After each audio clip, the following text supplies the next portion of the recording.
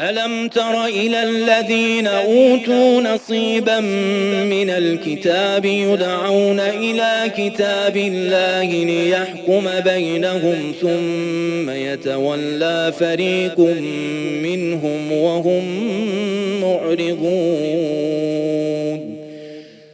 ذلك بأنهم قالوا لن تمسنا النار إلا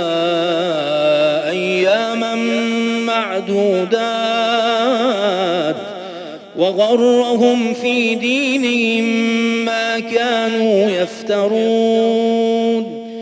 فكيف إذا جمعناهم ليوم لا ريب فيه ووفيت كل نفس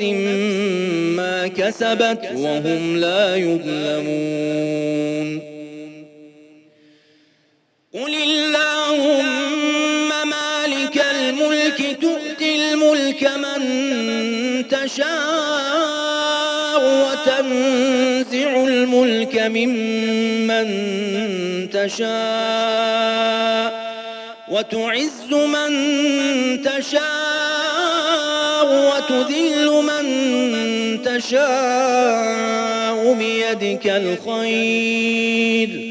إنك على كل شيء قدير تولج الليل في النهار وتولج النهار في الليل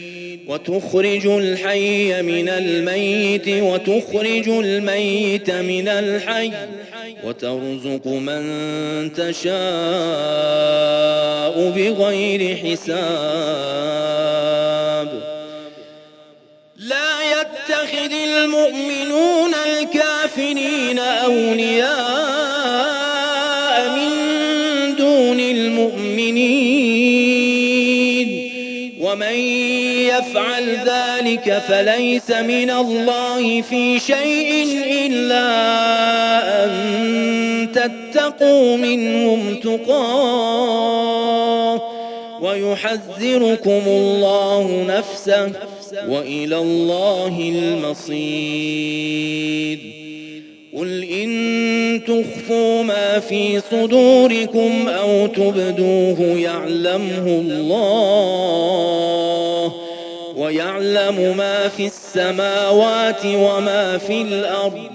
والله على كل شيء قدير